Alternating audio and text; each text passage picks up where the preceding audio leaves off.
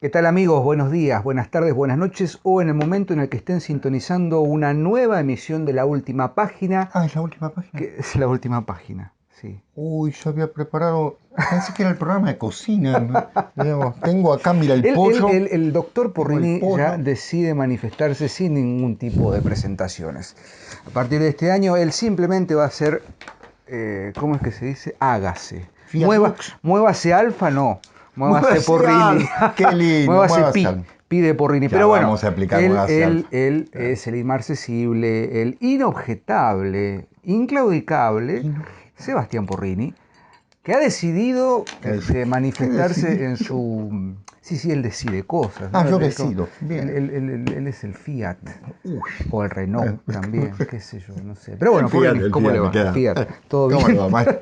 El Fiat me queda. Sí, es la última página. La última página para sigue, más no doy. va a seguir. La última página tiene larga vida todavía, ¿eh? Señores. No vamos a claudicar. ¿Puedo decir algo? Sí, claro. Vieron que ustedes nos mandan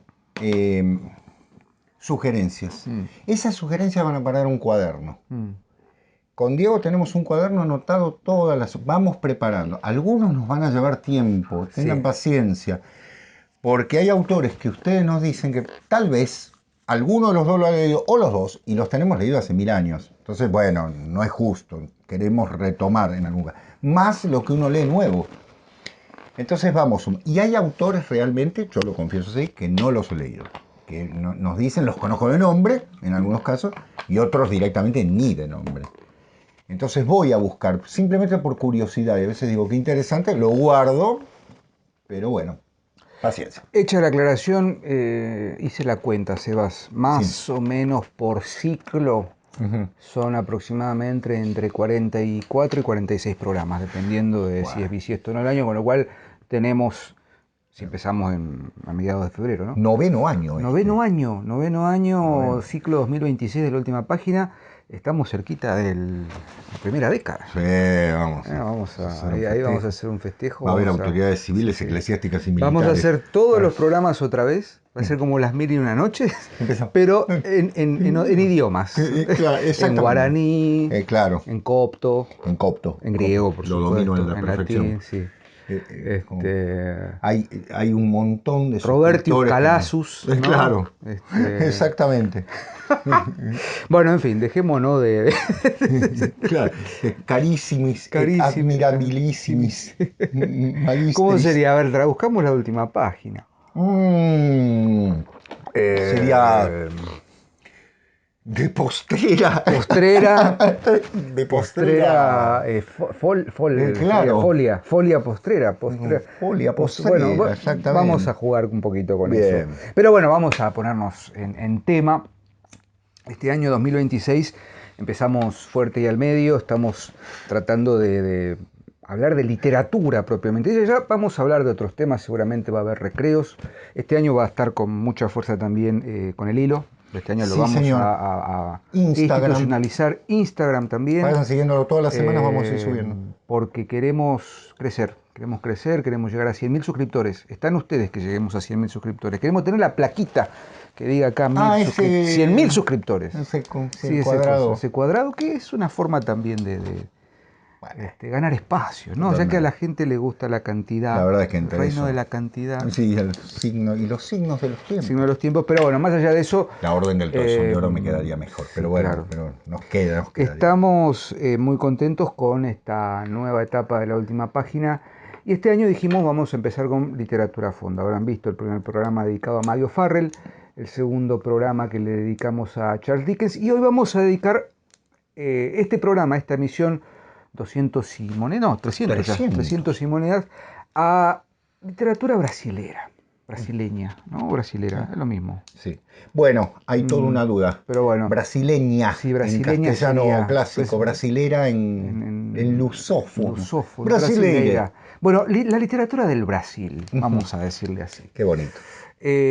Hace bastante que no hablamos de literatura en lengua portuguesa. Hemos hecho un programa, bueno, por supuesto a Fernando Pessoa, a quien hay que hacerle otro. Sí. Hemos hecho programas a Saramago. Guimara de Rosa, Saramago. El de Saramago lo hicimos con Guillermo. Con Guillermo. Es verdad. Machado de Asís hicimos Machado de también. Asís. Clarice Lispector. Exacto. Y de pronto Guimarães Rosa. Guimarães Rosa, que hoy lo vamos a mencionar también seguramente. Pero nunca Mario habíamos... de Andrade, Mario de Andrade. Faltan todavía unos cuantos. Nunca habíamos dedicado un poco de tiempo de la última página a ordenar un poco lo que podríamos pensar como los orígenes de la literatura de Brasil. Obviamente no somos, yo por lo menos no tengo tan leída toda la literatura del Brasil, por lo tanto hacer una cronología es un poco más complicado, en mi caso por lo menos, que no sé, la literatura argentina, que la tenemos mucho más leída. Pero sí es inevitable pensar o establecer el primer juicio, que es el siguiente. Podríamos afirmar, no con cierta polémica, que con el autor que vamos a comentar hoy y la obra que vamos a charlar, se podría pensar uno de los pilares fundacionales de la literatura del Brasil en un momento muy particular de su historia. Y estamos hablando de Euclides da Cunha, específicamente de su obra muy difícil de catalogar en un género muy particular que es Los Sertones. Así que, señoras, señores, en esta emisión de la última página vamos a comentar y a tratar de establecer algunas conclusiones o intercambios en torno de esta obra, Sebastián, que es Los Sertones, que el primer problema con el que nos vamos a encontrar es un problema de clasificación. Totalmente. ¿Qué es Los Sertones? Exactamente, exacto. ¿Qué es Los Sertones como obra? Dos o tres cosas. La primera, ante todo, pedir el beneplácito de nuestros hermanos del Brasil, que sin duda, conocen muchísimo mejor Los Sertones, porque es una obra de enseñanza escolar, casi como en algún momento lo fue en la Argentina el Facundo, con el cual tiene una relación y la han hecho todos los críticos. En segundo lugar, decirles que afirmar lo que dice Diego. A mí me gusta pensar que a veces la literatura hispanoamericana rompe los géneros. Sí. Y las grandes obras con las que se destacó la literatura hispanoamericana fue de ruptura. Los Sertones, una obra que es inclasificable. Uno podría decir tiene parte de biografía.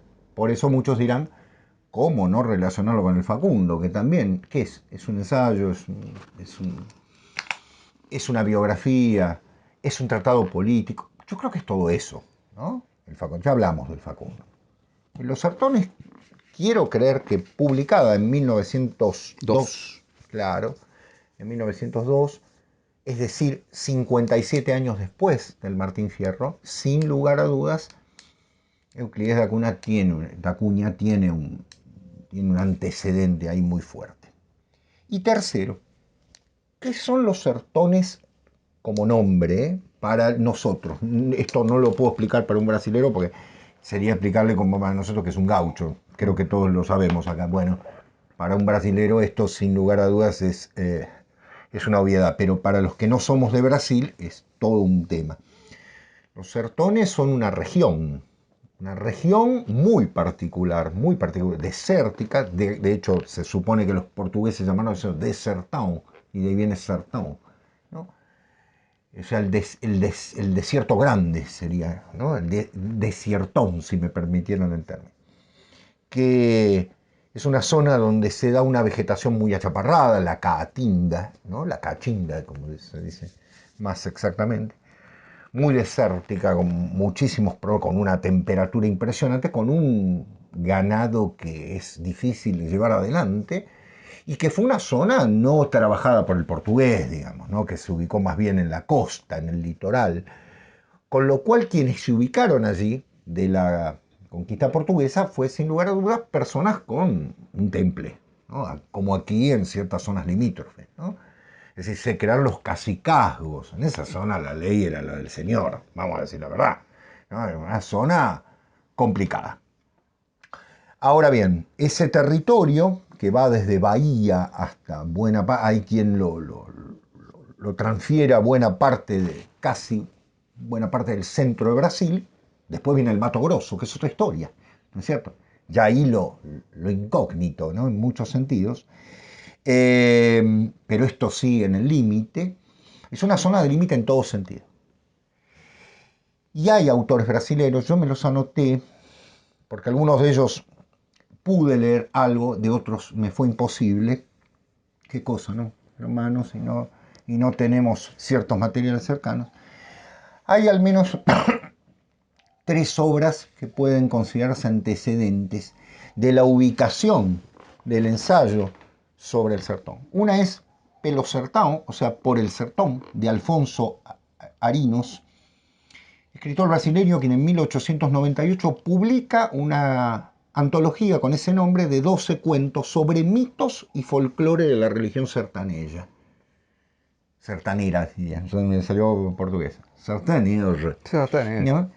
12 cuentos, fíjense, 1898 inmediatamente. Ahora ustedes me dirán, no por nada, y claro, la guerra había sido en 1896-97, la guerra de Canudos, de la que nos vamos a ocupar. Segundo antecedente, el sertón, directamente, de Coelho Neto, de 1896, que es una pintura indigenista, es decir, es un texto costumbrista, de colorido y demás, porque es el Brasil del litoral que mira al sertón. O sea, no nace del sertón. La literatura del sertón va a ser, obviamente, siempre la que tenga, es muy importante esto, la que tengan los académicos sobre el sertón. El sertón es una zona de fuerza, de trabajo, hasta de salvajismo, si se me permite el término. Y la tercera, que muchos la toman como antecedente, aunque no está ubicada exactamente en el sertón, es Canaán, diríamos, de Graça Aranha, un gran escritor portugués, miembro de la academia y demás, que es una novela sobre la inmigración alemana en otra zona, pero ¿por qué se toma también como antecedente? De 1902, que el mismo año de Los Sertones, de Euclides da Cunha, que es una novela sobre las diferencias raciales. Y hay que decir, en Los Sertones hay un estudio etnográfico impresionante. Y el otro antecedente que no podemos dejar de lado es sin duda el Facundo de Sarmiento, ¿no? O sea, también la geografía, que es un poco constructora de una imagen del pueblo, cómo es el pueblo, bueno, cómo es su geografía, está muy presente. De hecho, Los Sertones, una de las partes es toda la ubicación geográfica, ¿no? La primera, tal como ocurre en el Facundo, discúlpeme. Justo me salía el martillo. Diego, perdón. No, al contrario, me das el pie para justamente ir por esa línea. Si hay algo que podemos señalar como punto de anclaje o punto de comparación entre el proyecto que podemos denominar Facundo, una palabra muy moderna, el proyecto, sí, pero entiendo, hay una idea, una visión del mundo más o menos compartida, que ya en Euclides da Cunha está totalmente cristalizada y hecha carne. Sebastián, decías vos recién esto de cómo la geografía, el entorno, signa un pueblo. Bueno, eso epistemológicamente se conoce como determinismo, ¿no? Que es hijo directo del darwinismo, etcétera. Sí. Hay toda una escuela, ¿no? Que incluso Montesquieu es el primero. Montesquieu habla del clima y los... Todas las disciplinas, que ya podemos hablar, la historiografía, la geografía, la entomología, la arqueología, todas las disciplinas que se encargan de desentrañar lo que podríamos llamar como la historia de la cultura del hombre, sí, y de las civilizaciones, tienen hacia fines del siglo XIX y buena parte del principio del siglo XX un sesgo positivista. Sí, exacto. Las conductas determinan, perdón, las conductas están determinadas por el entorno geográfico. Totalmente. Esa es una de las tantas tesis que se esbozan en el Facundo. Exacto. Ya en Euclides da Cunha directamente hay una toma de posición al respecto, sobre todo en la primera parte de Los Sertones. Como bien señalaba Sebastián, él hablaba de la primera parte. El libro está dividido en 3 partes. La primera parte, que es la tierra, que es una descripción pormenorizada del sertón, que cabe aclarar, es la región nordeste de Brasil. Ese enorme territorio que es Brasil. El nordeste es la zona de Bahía, Pernambuco, Alagoas, es donde se ubica se ubican los sertones, ¿no? O el espacio geográfico y físico árido del sertón.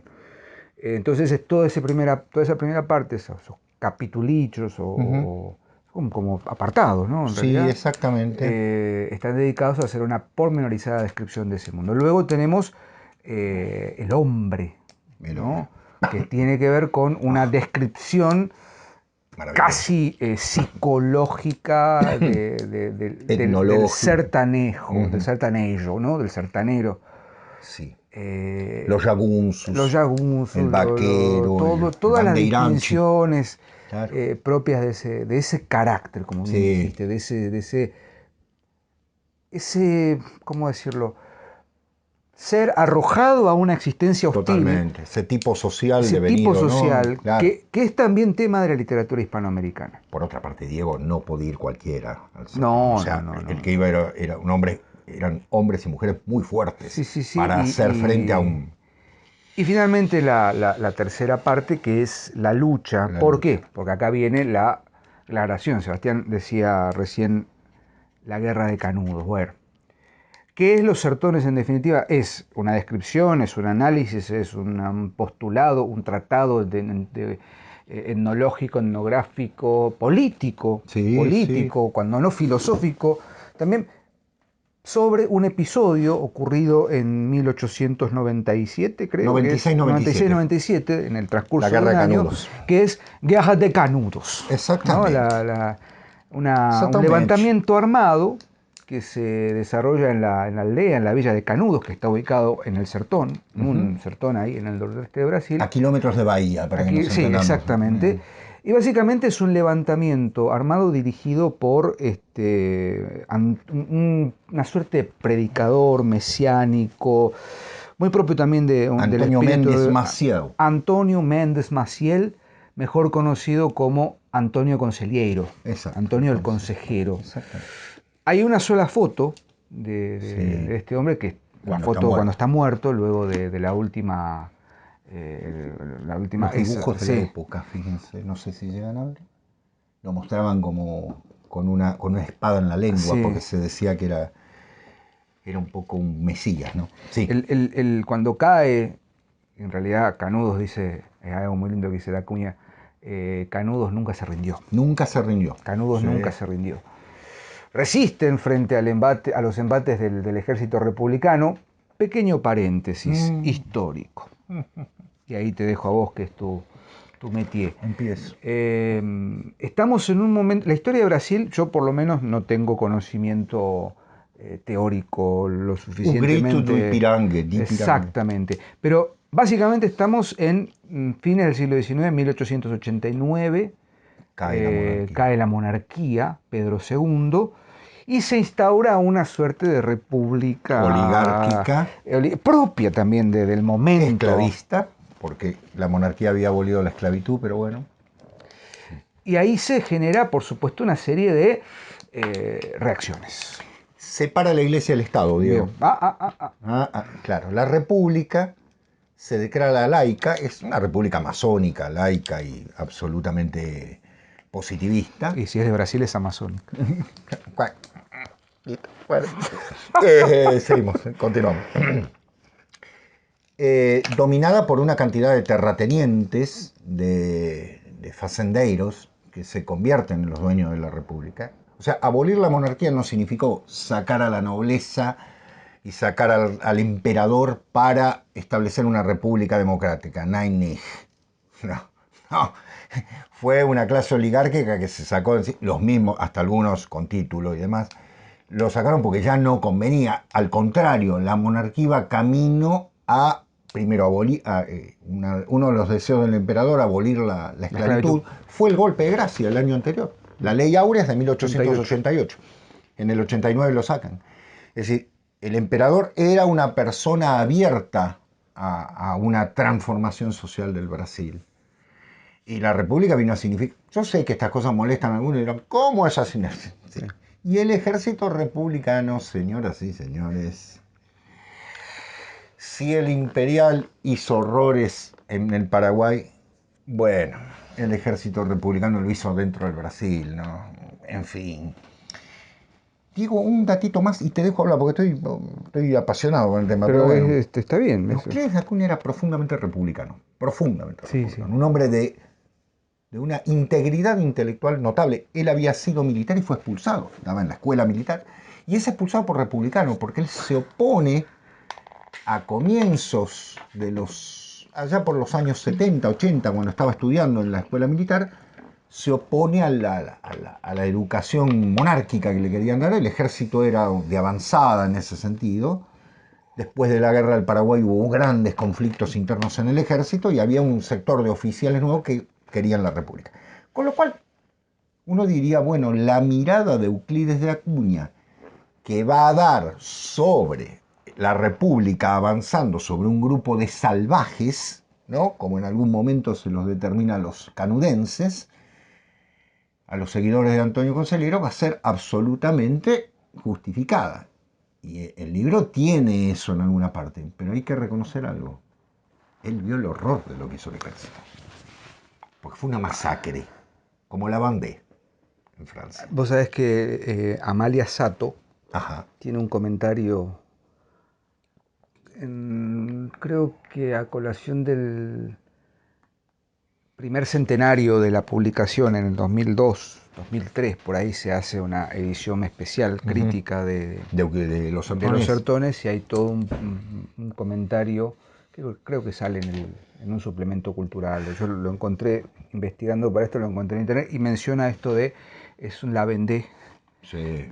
Pero un poquito no lo había leído, más complicado. Más complicado. Complicado porque esto es mesiánico. Esto es mesiánico y como me faltaba ese dato de la escisión entre Iglesia y Estado. Y por supuesto el espíritu sebastianista, ¿no? Exactamente. De alguna manera ese mesianismo, el regreso del emperador. Bueno, después dice que no es el ínclito. Todos estamos todos preparados. ¿Sebastián Porrini vuelve o no vuelve? Qué herejía, Dios mío. El sebastianismo es un movimiento portugués, pero que bueno, los republicanos veían con cierta tirria la presencia de este predicador, Antonio Conselheiro, que como le decía, ven la foto del cadáver y las representaciones, era un tipo desarrapado, vestido con harapos, una barba, ¿no? Y es una especie de eremita. Sin un peso encima, eso hay sí, que aparte... un héroe en todos con un sentido... Se llamaba Antonio Méndez Maciel y le decían el conselheiro, ¿no? Como iba y aconsejaba. Un hombre de paz. Finalmente logra acantonarse en Canudos. A ver, por una realidad muy simple, la situación socioeconómica, si se me permite el término tan espantoso, la situación de supervivencia era calamitosa.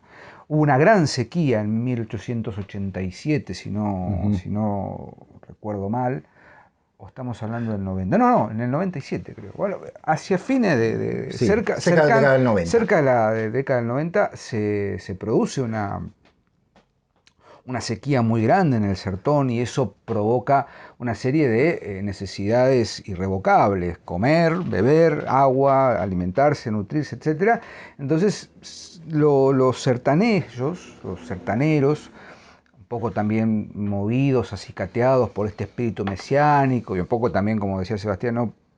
Con esto de somos hombres fuertes, de armas tomar, determinados, no solo geográficamente, sino determinados en su carácter, empiezan a organizarse y a saquear, sería la palabra, atacar, a proveerse de porque les habían prohibido víveres.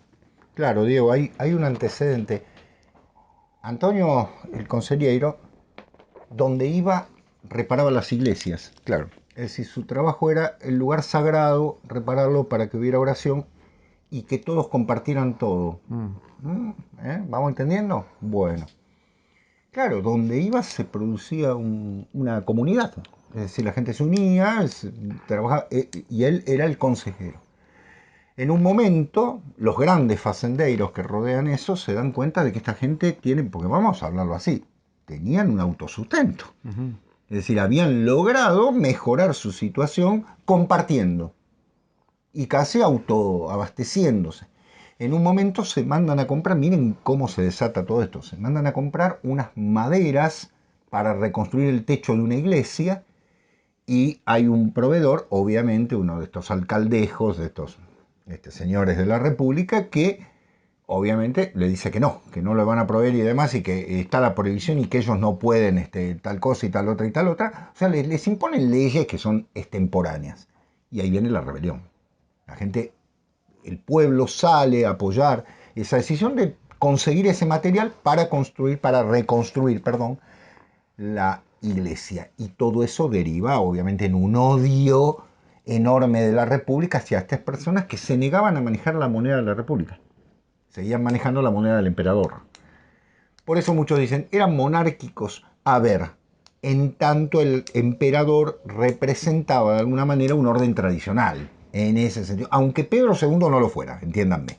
O aunque el orden del Brasil no fuera específicamente. Pero sí un orden que era reaccionario, en algún sentido, como la Vendée. Y en ese espíritu se llevan a cabo 4 incursiones. El ejército republicano manda 4, repelen 3. Repelen 3. En la tercera matan a un oficial, a un comandante, sí. ¿No? Y ahí es cuando le mandan un ejército de 15.000 soldados. El coronel Moreira César. 15.000 soldados más o menos, entre las 4 incursiones. No logran... claro, es un milagro. No logran diezmar a estos negros, literalmente. Claro. O sea, negros no solo en el sentido étnico, sino también para ellos como lo salvaje. Lo salvaje, eran tratados como salvajes. Hay todo un apartado muy interesante sobre esta cuestión etnográfica en Los Sertones, sí. Respecto de, bueno, cómo el espíritu de la época también va diciendo, bueno, ya no es el negro africano. No, claro.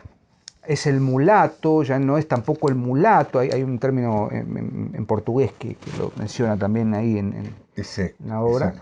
Entonces es la presencia de... El republicano ve a todo aquel que no sea blanco como una otredad a la que hay que destruir, diezmar, aniquilar, porque es la raza superior contra la raza inferior. La civilización contra la barbarie, ¿no? Facundo, civilización o barbarie. Hay un momento también en la parte 2 que Euclides de Acuña afirma lo siguiente: estamos condenados a la civilización. Claro. ¿No? ¿Qué significará eso? Progresar o no progresar, dice en un momento. Bueno, por supuesto, estamos condenados a la civilización. ¿Qué quiere decir Bueno, ahí es donde el libro para mí empieza a cobrar un tinte distinto. Más allá de que es una obra en la que encontramos una descripción perfecta, con una fluidez aparte, no se te cae de las manos el libro. No, encontramos un pequeño, qué sé yo, una toma de postura, si se quiere, por parte de Euclides de Acuña, que va a terminar en un final, para mí, como vos dijiste una palabra muy, muy interesante, épico. Sí. Porque los últimos capitulillos son el final y ahí es donde dice, Canudos no se rindió. Claro. Qué lindo comienzo para una novela, ¿no? Canudos no se rindió. Mira, Diego, yo había marcado, si me permitís, cuando él lo describe, Antonio Conceli, dice, se desconoce su existencia durante tan largo periodo porque en la vida anterior él es hijo de un productor de la zona y una familia humilde, granjero, ¿no? Un viejo ahindiado detenido en Canudos en los últimos días de la campaña, algo me dijo, me hace acordar a Sarmiento, ¿no?, a su respecto, pero vagamente, sin precisar fechas, sin pormenores característicos. Conociéralo en los sertones de Pernambuco, 1 o 2 años después de su partida de Crato. De las palabras de este testigo deduje que Antonio Maciel, joven aún, impresionaba ya vivamente la imaginación de los sertaneros. Y luego dice: Es un bellísimo ejemplo de la identidad de los estados evolutivos entre los pueblos. ¿Ven? Euclides de Acuña no puede escapar, bueno, por supuesto, a su formación positivista. Es decir, es un hombre que está en otra etapa. El retrógrado del sertón reproduce las facies de los míticos del pasado. Místicos, perdón, discúlpenme. Examinándolo se siente el efecto maravilloso de una perspectiva a través de los siglos. Está fuera de nuestro tiempo. Está del todo entre aquellos retardatarios que Fouillet compara, ven toda la bibliografía de la ciencia del siglo XIX, en feliz imagen, bueno, sobre la base de todo un concepto que se opone el campo a la civilización. Y entonces este hombre va a ser el pararrayos, el héroe diríamos también, y por qué no el místico que va a llevar adelante a este pueblo. 30.000 personas vivían en Canudos. Canudos era esto. Sin embargo, había 30.000 personas que comían, que se desarrollaban y que compartían todo. Después, si quieren, contamos el final de esas personas, que es lo que el querido Euclides de Acuña, a pesar, ya digo, de su mirada, no puede negar la masacre. Eso sería bueno leerlo. Sí, sí. Sobre todo Dice, esos párrafos hacia el final. Dice, bueno, obviamente, como decía Diego, hay 4 incursiones. La cuarta va a ser la definitiva, ¿no? Las 3 primeras fueron repelidas. Es increíble. Estamos hablando de ni siquiera un ejército, de una milicia, si ustedes quieren, armada con armas de segunda. ¿Se imaginan? Frente al ejército republicano que venía con, qué sé yo, claro, fusiles Remington, Mauser. Claro. Y dice, cuando entran, dice, mientras tanto, poco antes de las 9 de la mañana, Animoles, estamos en la invasión final, ¿no? El cerco, rodean. En toda el ala se realizaron idénticos ataques y idénticos retrocesos. El último estertor de los vencidos quebraba la férrea musculatura de las brigadas. Es decir, lucharon hasta el final, sin alimentos, prácticamente. De hecho, el que va a salir lo va a decir, ¿no? Antonio Beato, que es el que queda con vida, y sale un poco como representante a decir lo que bien decía Diego, no es que se rinden, dicen, no, murieron todos, queda un grupito.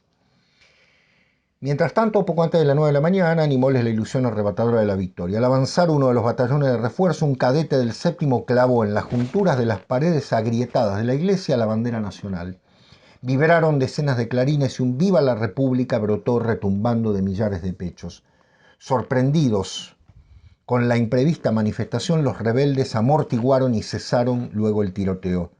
Terminó al fin la lucha crudelísima, pero los generales seguían andando con dificultad, abriéndose paso por entre la masa tumultuosa y ruidosa, en dirección al cobertizo, cuando al llegar a un gran depósito de cal que la enfrentaba, advirtieron sorprendidos sobre sus cabezas, cimbrando rígidamente los aires, las balas. La lucha continuaba. Se despobló de repente la plaza. Fue una barrida. Es decir, tuvieron que retomar el avance, y ahí, bueno, el ejército cañonea, no me voy a saltar, ¿no? Cañonea la ciudad, ¿sí? Matan a los pocos que quedan con vida, y entonces, dice, aparece Antonio Beato, sepa pseudoutu general, ¿no? Irónicamente, que soy Antonio Beato, y yo mismo vine por mis pies para me entregar. Lo traduce el traductor argentino que lo hace, trata de traducir el mal portugués, ¿no? Porque uno ya no tiene opinión y no puede aguantar más. Y hacía rodar lentamente el gorro en las manos, clavando en los circunstantes una mirada serena. Está bien. Y el consejero, le dicen, nuestro consejero está en el cielo. Y explicó que aquel, agravándose de antigua herida producida por una esquirla de granada que le alcanzara en cierta ocasión mientras pasaba de la iglesia al santuario, murió el 22 de septiembre de una disentería, una cogedera. Expresión horrendamente cómica que puso repentinamente un murmullo de risas irreprimibles en aquel lance doloroso y grave. Y el ejército busca el cadáver, que lo tienen obviamente, los canudenses y le corta la cabeza. Y la va a mostrar por la ciudad. El ejército civilizado, ¿no es cierto?, va a llevar la cabeza mutilada de Antonio Conselheiro para mostrar que los han vencido. ¿Cómo termina esto? Bueno, obviamente él va a hablar de Canudos no se rindió, muy bien, pero hay algo fundamental, señores. Los que quedaron con vida, ¿quiénes fueron? Unos pocos viejos. Las mujeres. Y las mujeres y los niños, algunos niños, ¿no? Porque habían muerto. De 30.000 se imaginarán, murieron. Se calcula que murieron con más de 20.000 en el enfrentamiento. El ejército también perdió muchos hombres, valga decir. Las mujeres fueron llevadas a prostíbulos de Río de Janeiro, como corresponde a un ejército civilizado, ¿no? Es decir, las llevaron para ser mujeres de prostíbulo. Los hombres fueron, la mayoría, masacrados, fusilados o en algunos casos muertos a machetazos. Y yo me permito citar la última frase que pone Euclides da Cunha. Lo fotografiaron después, a Antonio, y se labró un acta rigurosa afirmando su identidad. Importaba que el país se convenciera bien de que estaba, al fin, extinguido aquel terribilísimo antagonista. Lo restituyeron a la fosa. Pensaron, sin embargo, después en guardar su cabeza tantas veces maldecida y como fuera a malbaratar el tiempo exhumándolo de nuevo, una espada hábilmente blandida en aquella misma actitud la descepó. Y el rostro horrendo, empastado de escaras y de sañes, apareció una vez más ante aquellos triunfadores. Trajeron después al litoral, en donde deliraban las multitudes en fiesta, aquel cráneo. Que la ciencia dijese la última palabra. Allí estaban, en el relieve de circunvoluciones expresivas, las líneas esenciales del crimen y la locura. Ven, da Cunha dice, y si era un hombre que tenía una formación, etc., tiene el cráneo de una manera, no, después todo eso se va a caer a pedazos.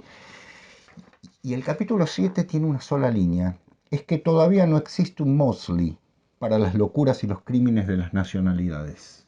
Eso es fabuloso. Eso es fabuloso. Lord Maudsley. Y lo último que escribe dice, fin de los sertones. ¿Es el fin del libro o es el fin de los sertones del territorio? Ahí abrís una... ¿No? ¿Qué nos quiso decir? Para mí hay dos cosas ahí fundamentales. Ese juego... Primero, hay un juego de erudición continuamente bien planteado, porque no es excesivamente pedante en su erudición o atosigante. Además, no pierde las expresiones propias del portugués, de los términos y en las traducciones. Por lo menos yo consulté una que la tengo en PDF, que no sé si no es la misma. Sí, Diego, puede ser. Y otra que está medio sesgada, que bueno, tiene mejor letra, pero y se mantienen los términos en portugués, en bastardillas y en cursiva. Es lo mismo, ¿no? Bastardillas y cursiva. Pero no es un escritor difícil en el sentido de que uno se pierde en pero tiene esas sutilezas, ¿no? Uno no se pierde en las citas inconmensurables, pero tiene esa sutileza. Yo estuve investigando quién es Maudsley, ¿no? Es Lord Henry Maudsley, un científico, entomólogo propio, hijo también del positivismo inglés, que escribe un tratado que se llama justamente El crimen y la locura. ¿No? Y de ahí esa cita, ¿no? Es que aún no existe un Maudsley para las locuras, ¿no? Y los crímenes de las nacionalidades. Fin de los sertones. Y ahí viene lo segundo que me hace pensar y que he tomado notas, no sé.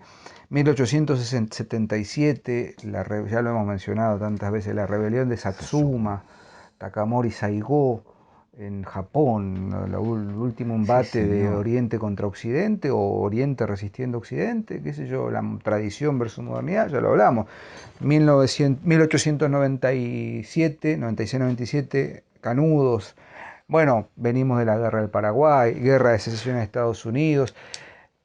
El fin de los sertones es el fin de ese límite geográfico inhóspito para la expansión. Exacto. ¿Sí? De intereses que van en contra de la tradición.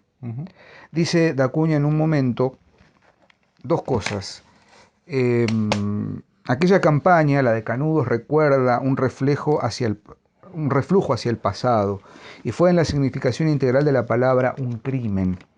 Por eso la campaña de Canudos tiene el significado sin duda de un primer ataque en una lucha larga, hecha por nosotros, etnólogos indefensos indefinidos, sin tradición nacional uniforme, sin tradición nacional uniforme, viviendo para, no me entiendo la letra, perdón, viviendo para situarnos a orillas del Atlántico, viviendo para situarnos a orillas del Atlántico, viviendo con los principios civilizadores elaborados en Europa y, armados por la industria alemana, tuvimos en la acción el singular papel de mercenarios inconscientes. ¿No? Eso también es una marca de lo que decíamos. Exactamente. No es solamente una descripción o una crónica. De Acuña fue corresponsal en una de las incursiones, creo que en la tercera.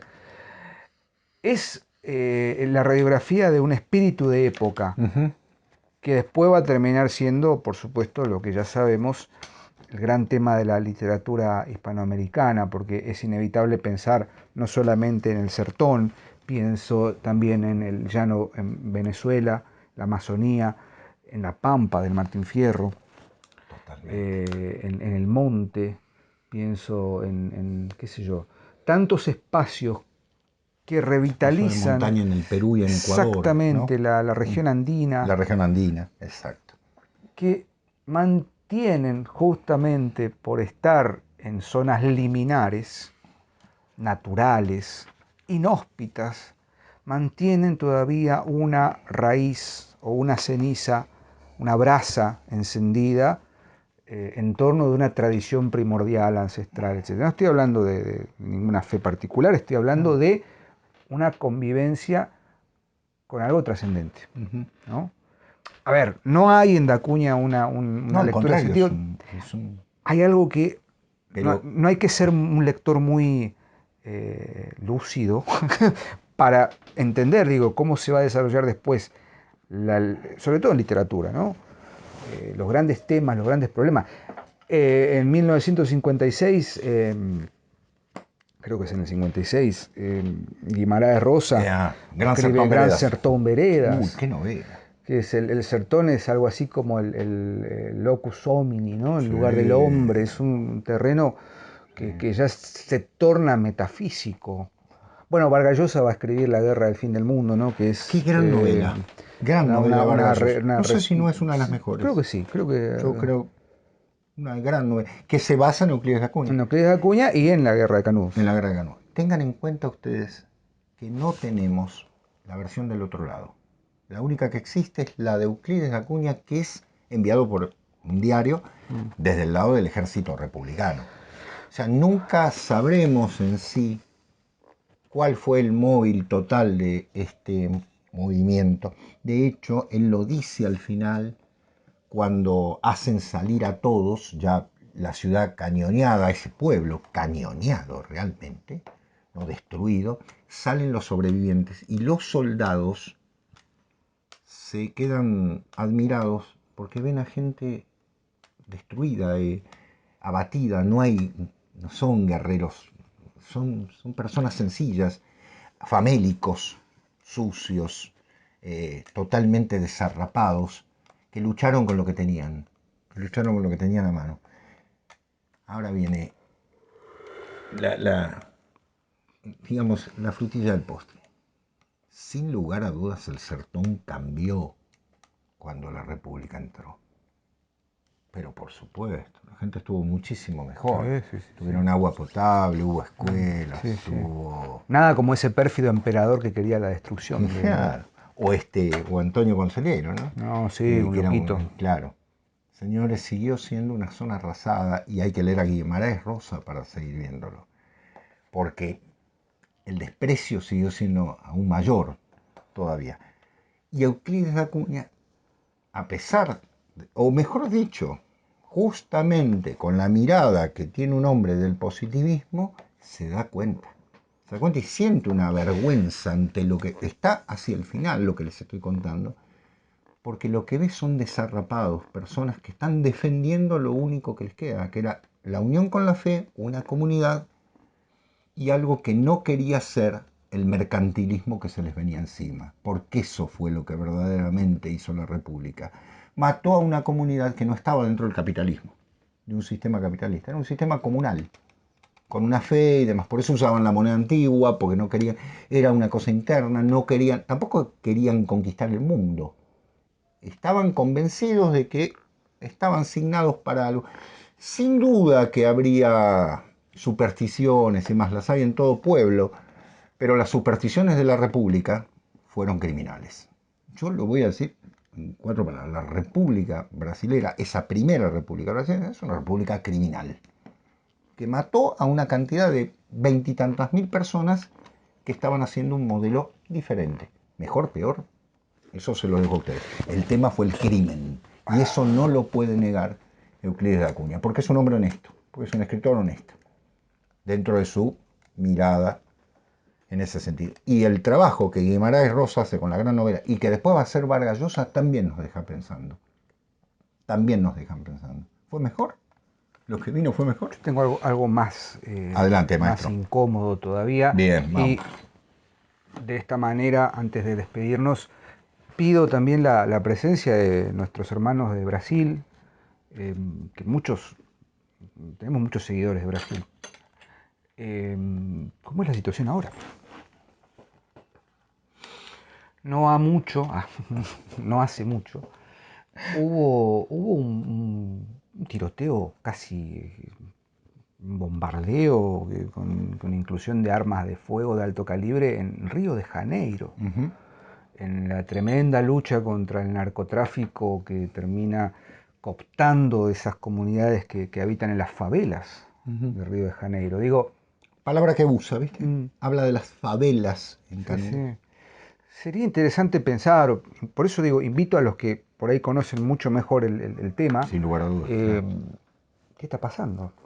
Digo, Brasil hoy es uno de los lugares, por lo menos acá en Argentina, de destino turístico y toda la cosa. Ahora, en el tejido más sensible, que es el tejido social, el tejido... ¿Qué ha pasado desde Canudos? Y desde tantas cosas, ¿no? Pero puntualmente el tema que nos convoca hoy, a hoy 2026. Totalmente, totalmente. ¿No? Valga decir que, Diego, en 1936, si no me equivoco, tendría que volver a leerlo, se hace la traducción que tengo, aquí en Buenos Aires, y valga decir que en ese momento se crea la Biblioteca de Literatura Brasilera en castellano, en Argentina. En un momento en que la Argentina, el Ministerio de Educación de la época, se llamaba de Instrucción Pública, ¿no? De Instrucción Pública, decide apoyar esto para que se conozcan los escritores brasileños. Se traduce a Euclides de Acuña, se traduce a Machado de Asís, se traduce a los clásicos del momento del Brasil, ¿no? Estamos hablando de la década del 30. Porque empezaba a darse un acercamiento. Habíamos vivido de espaldas. Vamos a seguir viviendo de espaldas mucho tiempo después. Y sin lugar a dudas, a mí me asombra cómo desconocemos buena parte de la historia de un país tan enorme como Brasil, hermano enorme que tenemos, y fundamentalmente lo resumimos a 3 o 4 cosas, ¿no? Fútbol, playa, Carnaval, y samba, claro, y carnaval, Funko Pop, ¿no? Y la cultura brasilera es una cultura... Yo tuve el gusto de estudiar portugués en el Centro de Estudios Brasileños, donde había grandes especialistas en esto, que me hicieron conocer un mundo intelectual, un mundo cultural enorme, y que en muchos sentidos aquí hay prejuicios fundamentales contra esa cultura, que por otra parte es una cultura muy variopinta, porque es un país tan enorme que hay de todo. Está la influencia europea en el litoral, el sertón, ¿no? Como decíamos, está el Mato Grosso, son culturas, ¿no? La tupi guaraní, ¿no es cierto? Grandes cosas. Diego, estamos... Sí, ya estamos fuera de bueno, tiempo, pero bien, a ver, lo merece. Lo merece y, insisto, invitamos a que comenten, Sí, a que por hagan favor. intercambio, leyeron, no leyeron, Y como siempre, Sebastián, es un placer volver Del a mismo modo, encontrarnos. Diego, sí, por supuesto.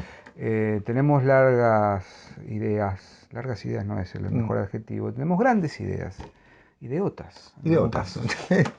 Así que seguimos leyendo. Nos vemos la semana que viene en una nueva emisión de La Última Página. Que tengan muy buena semana. Chao. Adiós. Gracias.